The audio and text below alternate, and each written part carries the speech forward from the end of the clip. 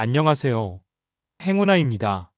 이전 강의에서 말씀드린 사주를 해석할 때 태어난 계절적 환경의 지배하에서 나라는 사람이 살아가는 것이라는 이야기를 드리면서 여름에 태어난 화일간을 예로 들어 설명을 드렸는데 반대 계절인 겨울에 태어난 화일간으로 이야기를 하게 되면 어떻게 될까요? 겨울이라는 환경은 기본적으로 수 기운이 충만하고 화 기운이 부족한 환경입니다. 그런데 내가 화기운으로 태어났다? 일단 화기운으로 태어났다는 것만으로 나는 상당한 가치를 부여받게 됩니다. 무슨 말이냐 하면 내 의지와는 상관없이 태어나 보니 내가 필요한 사람이 되어 있다라는 의미입니다. 예를 들어 한겨울에 사람들이 모닥불 주변에 삼삼오오 모여들어 있는 모습을 생각해 보시면 이해가 되실 겁니다. 반대로 한여름에 모닥불 주변에 사람들이 모여 있다면 그건 무조건 밤일 것이고 캠프파이어나 특별한 행사가 있다는 이야기입니다.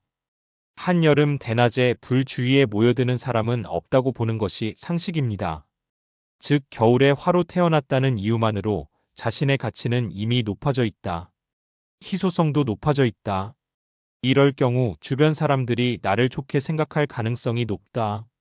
인기가 있겠다. 이렇게 확장을 시켜나갈 수 있겠습니다.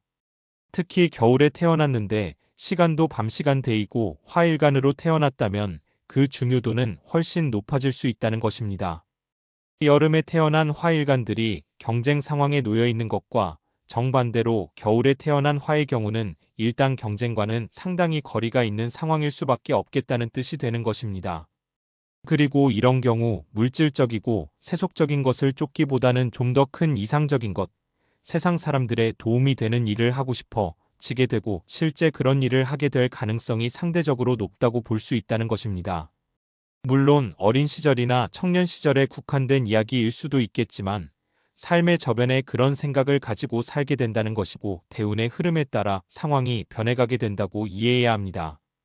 정리를 해보면 내가 태어난 계절에서 나의 타고난 일간이 어떤 상태에 놓여 있게 되는지를 판단해 보는 것이 무엇보다 중요하다는 이야기입니다. 여름에 태어난 화일간과 여름에 태어난 수일간, 겨울에 태어난 화일간과 겨울에 태어난 수일간, 봄에 태어난 목일간과 봄에 태어난 금일간, 가을에 태어난 금일간과 가을에 태어난 목일간처럼 정반대되는 환경과 일간의 구조일 경우 계절 환경이 일간의 초년운을 결정하게 되고 3살 버릇 80 간다고 살면서 어쩔 수 없이 변해가는 부분이 있기는 하지만 결국 같은 생각과 행동을 하면서 살게 되는 것입니다. 사주팔자대로 산다는 이야기가 이런 뜻이기 때문에 매우 중요하다는 것입니다. 오늘은 여기까지고요. 도움이 되셨다면 구독과 좋아요, 알람 설정 부탁드립니다. 여러분의 작은 관심이 저에게는 아주 큰 힘이 됩니다. 감사합니다.